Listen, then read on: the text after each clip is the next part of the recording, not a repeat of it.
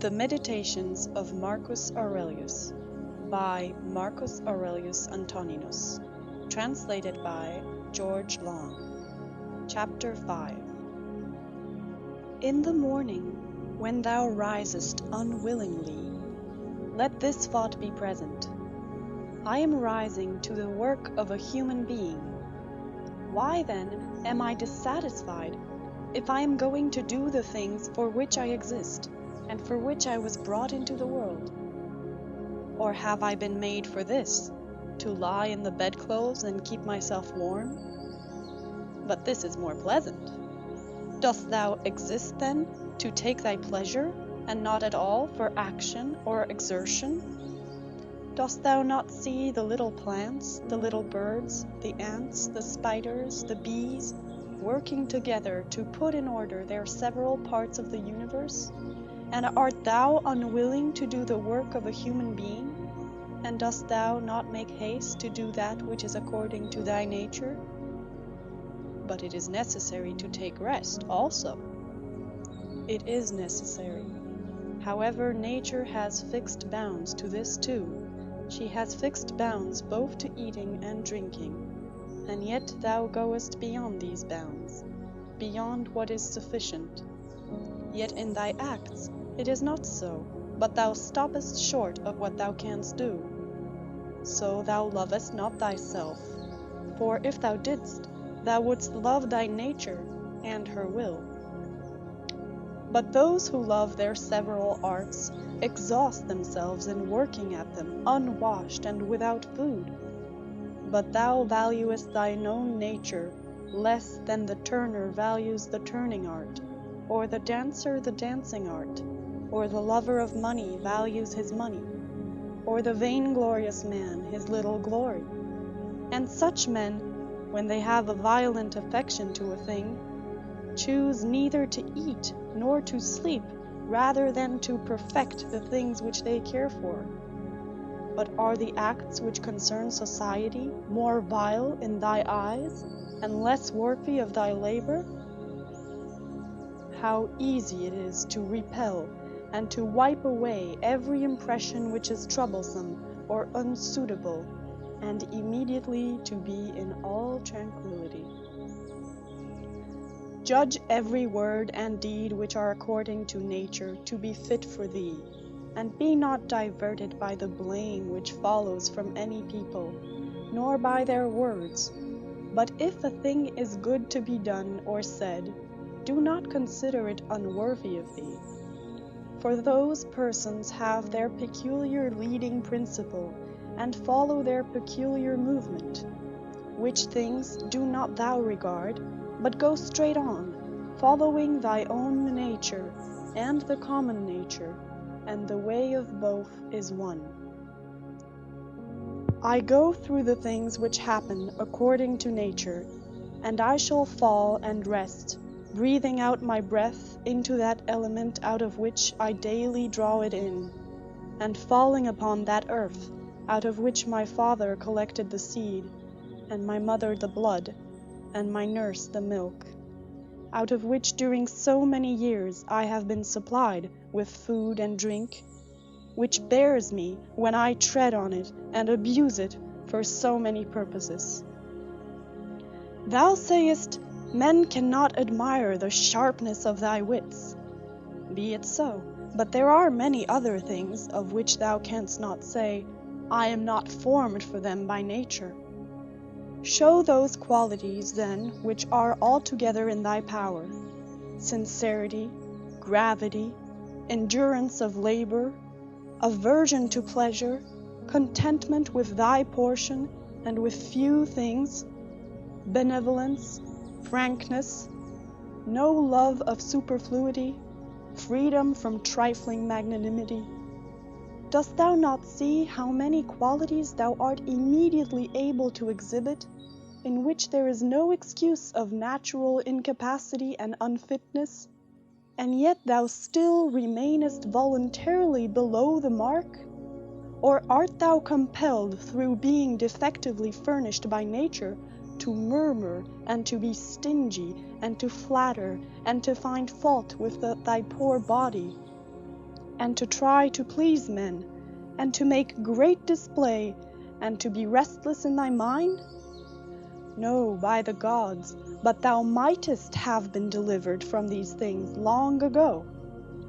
Only if in truth thou canst be charged with being rather slow and dull of comprehension, thou must exert thyself about this also, not neglecting it, nor yet taking pleasure in thy dullness. One man, when he has done a service to another, is ready to set it down to his account as a favor conferred. Another is not ready to do this, but still in his own mind he thinks of the man as his debtor, and he knows what he has done. A third, in a manner, does not even know what he has done, but he is like a vine which has produced grapes, and seeks for nothing more after it has once produced its proper fruit. As a horse when he has run, a dog when he has tracked the game, a bee when it has made the honey, so a man when he has done a good act does not call out for others to come and see, but he goes on to another act, as a vine goes on to produce again the grapes in season. Must a man then be one of these, who in a manner act thus without observing it? Yes. But this very thing is necessary, the observation of what a man is doing. For it may be said, it is characteristic of the social animal to perceive that he is working in a social manner, and indeed to wish that his social partner also should perceive it. It is true what thou sayest, but thou dost not rightly understand what is now said. And for this reason thou wilt become one of those of whom I spoke before. For even they are misled by a certain show of reason. But if thou wilt choose to understand the meaning of what is said, do not fear that for this reason thou wilt omit any social act. A prayer of the Athenians. Rain, rain, O dear Zeus, down on the plowed fields of the Athenians and on the plains. In truth, we ought not to pray at all, or we ought to pray in this simple and noble fashion. Just as we must understand when it is said that Aesculapius prescribed to this man horse exercise, or bathing in cold water, or going without shoes, so we must understand it when it is said that the nature of the universe prescribed to this man disease or mutilation or loss or anything else of the kind. For in the first case, prescribed means something like this. He prescribed this for this man as a thing adapted to procure health. And in the second case, it means that which happens to or suits every man is fixed in a manner for him suitably to his destiny. For this is what we mean when we say that things are suitable to us, as the workmen say of squared stones in walls or the pyramids that they are suitable when they fit them to one another in some kind of connection. For there is altogether one fitness, harmony. And as the universe is made up out of all bodies to be such a body as it is, so out of all existing causes, necessity, destiny, is made up to be such a cause as it is. And even those who are completely ignorant understand what I mean, for they say, it, necessity, destiny, brought this to such a person. This then was brought, and this was prescribed to him. Let us then receive these things, as well as those which Aesculapius prescribes. Many, as a matter of course, even among his prescriptions, are disagreeable, but we accept them in the hope of health. Let the perfecting and accomplishment of the things which the common nature judges to be good, be judged by thee to be of the same kind as thy health. And so accept everything which happens, even if it seem disagreeable, because it leads to this, to the health of the universe, and to the prosperity and felicity of Zeus, the universe.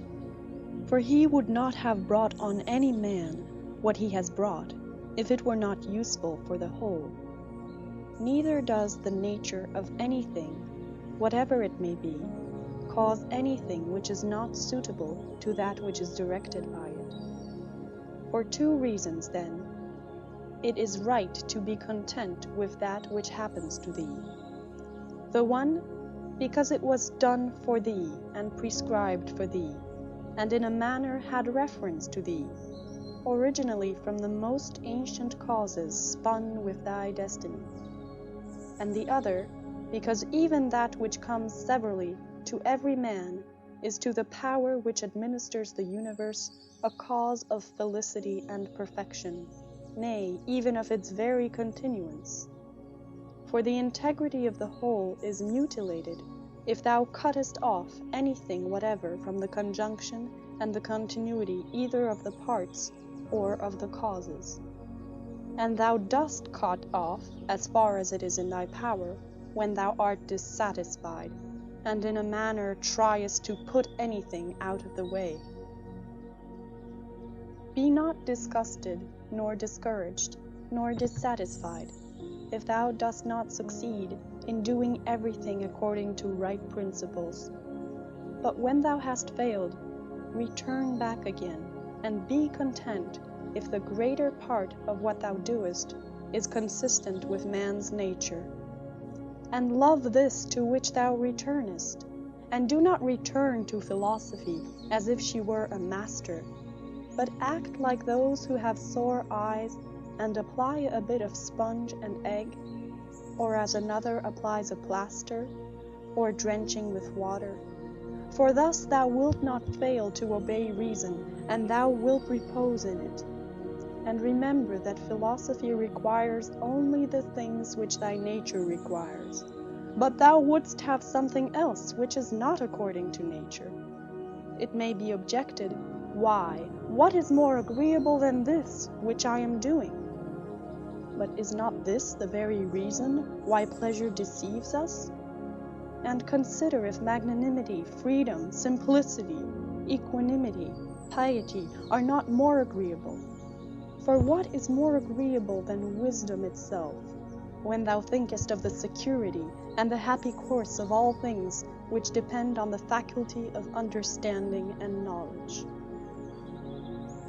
Things are in such a kind of envelopment that they have seemed to philosophers, not a few, nor those common philosophers, altogether unintelligible, nay, even to the Stoics themselves they seem difficult to understand. And all our assent is changeable, for where is the man who never changes? Carry thy thoughts then to the objects themselves, and consider how short-lived they are and worthless, and that they may be in the possession of a filthy wretch or a whore or a robber. Then turn to the morals of those who live with thee, and it is hardly possible to endure even the most agreeable of them, to say nothing of the man being hardly able to endure himself. In such darkness, then, and dirt, and in so constant a flux, both of substance and of time, and of motion, and of things moved, what there is worth being highly prized, or even an object of serious pursuit, I cannot imagine. But on the contrary, it is a man's duty to comfort himself, and to wait for the natural dissolution, and not to be vexed at the delay, but to rest in these principles only. The one, that nothing will happen to me which is not conformable to the nature of the universe, and the other, that it is in my power never to act contrary to my God and demon, for there is no man who will compel me to do this. About what am I now employing my own soul? On every occasion I must ask myself this question, and inquire, what have I now in this part of me which they call the ruling principle? And whose soul have I now? That of a child, or of a young man, or of a feeble woman, or of a tyrant, or of a domestic animal, or of a wild beast. What kind of things those are which appear good to the many, we may learn even from this. For if any man should conceive certain things as being really good, such as prudence, temperance, justice, fortitude, he would not, after having first conceived these, endure to listen to anything which should not be in harmony with what is really good. But if a man has first conceived as good the things which appear to the many to be good, he will listen and readily receive as very applicable that which was said by the comic writer. Thus even the many perceive the difference. For were it not so, this saying would not offend and would not be rejected in the first case, while we receive it when it is said of wealth and of the means which further luxury and fame, as said fitly and wittily. Go on then and ask if we should value and think those things to be good, to which after their first conception in the mind the words of the comic writer might be aptly applied, that he who has them through pure abundance has not a place to ease himself in. I am composed of the formal and the material, and neither of them will perish into non-existence, as neither of them came into existence out of non-existence.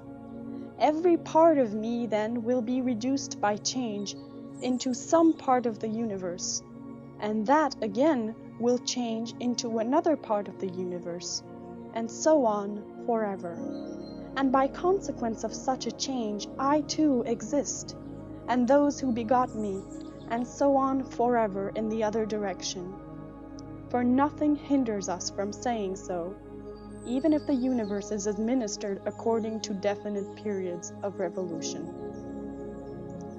Reason and the reasoning art, philosophy, are powers which are sufficient for themselves and for their own works. They move then from a first principle which is their own, and they make their way to the end which is proposed to them. And this is the reason why such acts are named katorthoseis, or right acts, which word signifies that they proceed by the right road. None of these things ought to be called a man's which do not belong to a man, as man. They are not required of a man, nor does man's nature promise them, nor are they the means of man's nature attaining its end.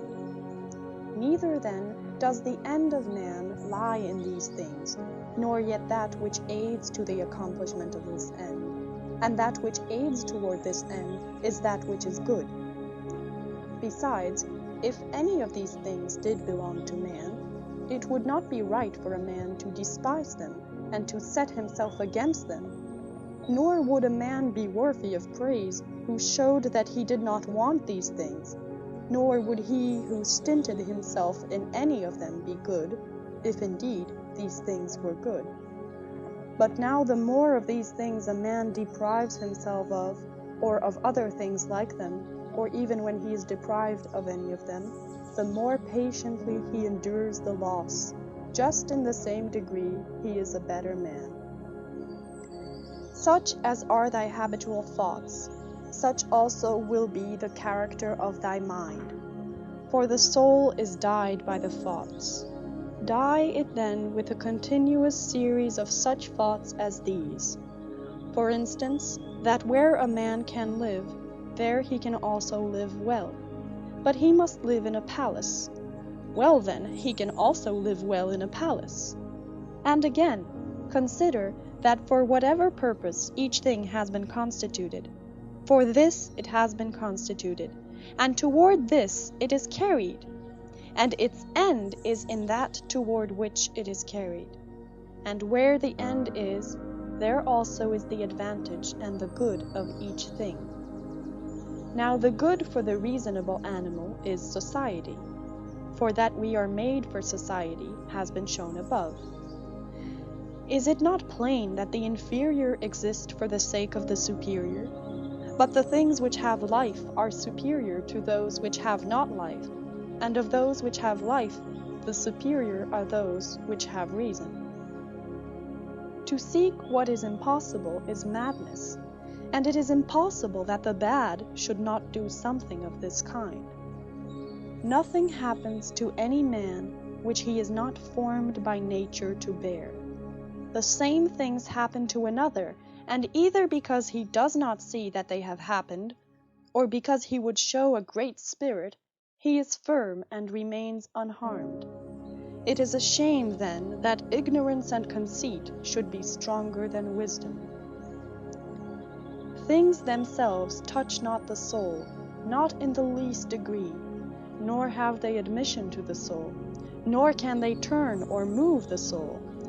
But the soul turns and moves itself alone, and whatever judgments it may think proper to make, such it makes for itself the things which present themselves to it. In one respect, man is the nearest thing to me, so far as I must do good to men and endure them. But so far as some men make themselves obstacles to my proper acts, man becomes to me one of the things which are indifferent, no less than the sun or wind or a wild beast. Now it is true that these may impede my action, but they are no impediments to my effects and disposition, which have the power of acting conditionally and changing. For the mind converts and changes every hindrance to its activity into an aid, and so that which is a hindrance is made a furtherance to an act, and that which is an obstacle on the road helps us on this road. Reverence that which is best in the universe, and this is that which makes use of all things and directs all things. And in like manner also reverence that which is best in thyself, and this is of the same kind as that.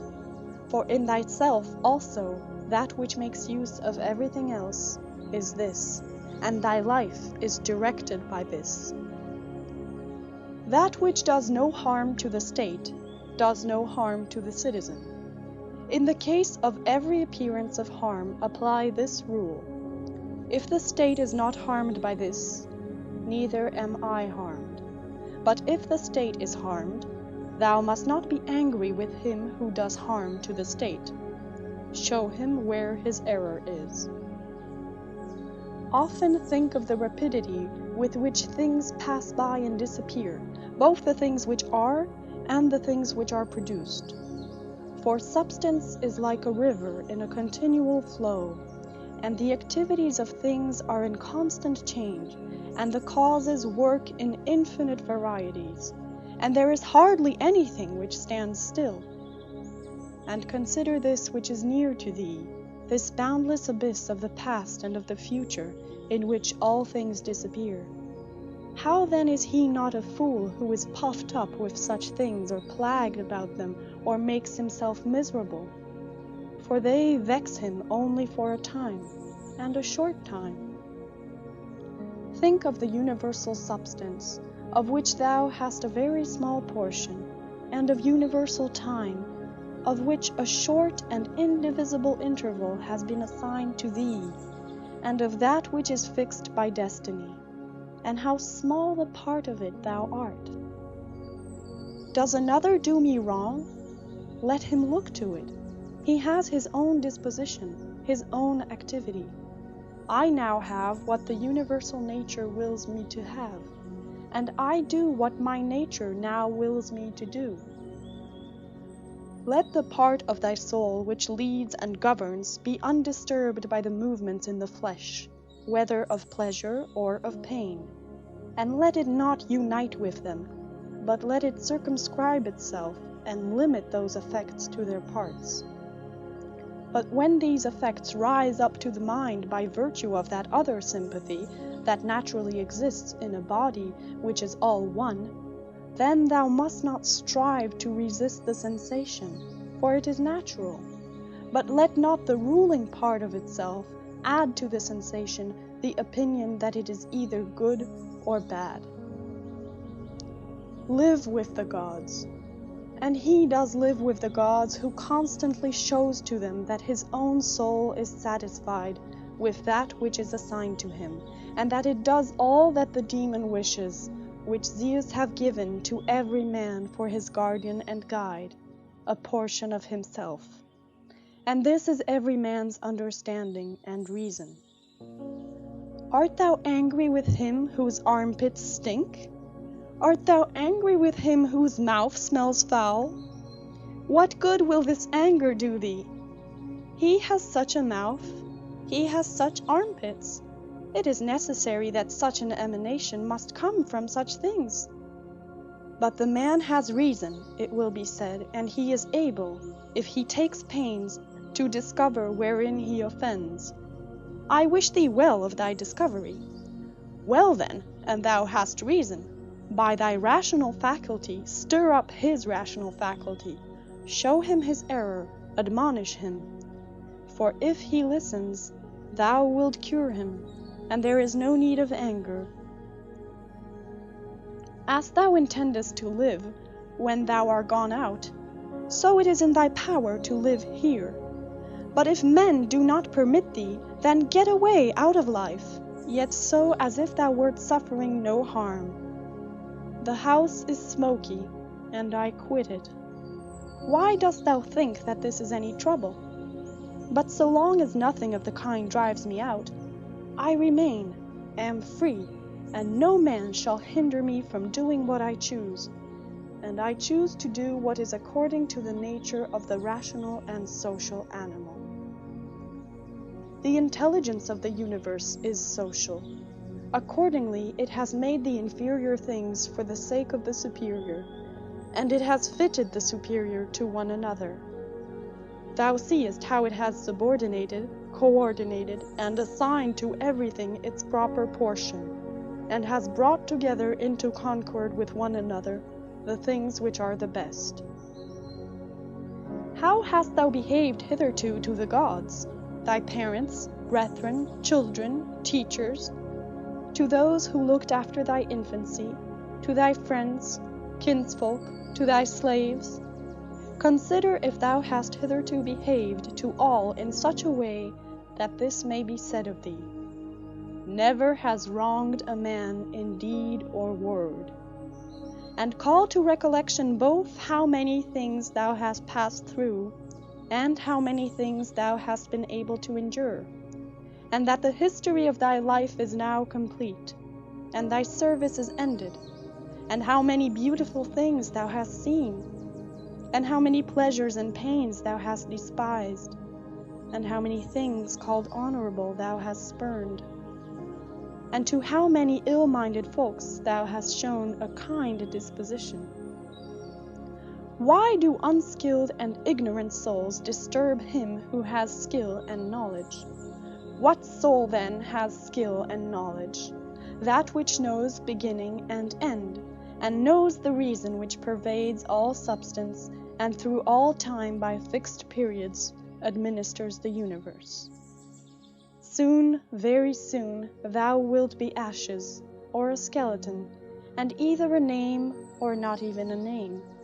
But name is sound and echo, and the things which are much valued in life are empty and rotten and trifling, and like little dogs biting one another, and little children quarreling, laughing, and then straightway weeping.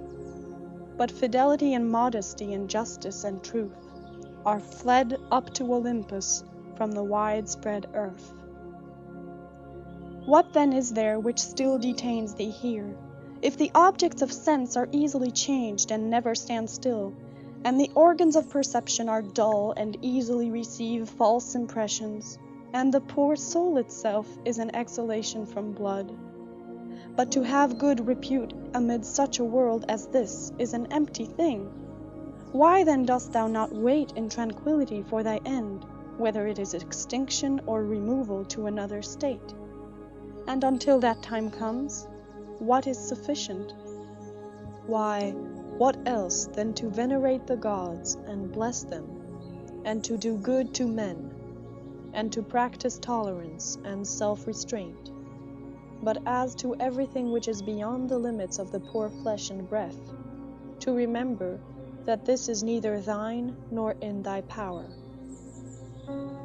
Thou canst pass thy life in an equable flow of happiness, if thou canst go by the right way, and think and act in the right way. These two things are common both to the soul of God and to the soul of man, and to the soul of every rational being, not to be hindered by another. And to hold good to consist in the disposition to justice and the practice of it, and in this to let thy desire find its termination. If this is neither my own badness, nor an effect of my own badness, and the commonwealth is not injured, why am I troubled about it? And what is the harm to the commonwealth? Do not be carried along inconsiderately by the appearance of things, but give help to all according to thy ability and their fitness. And if they should have sustained loss in matters which are indifferent, do not imagine this to be a damage, for it is a bad habit.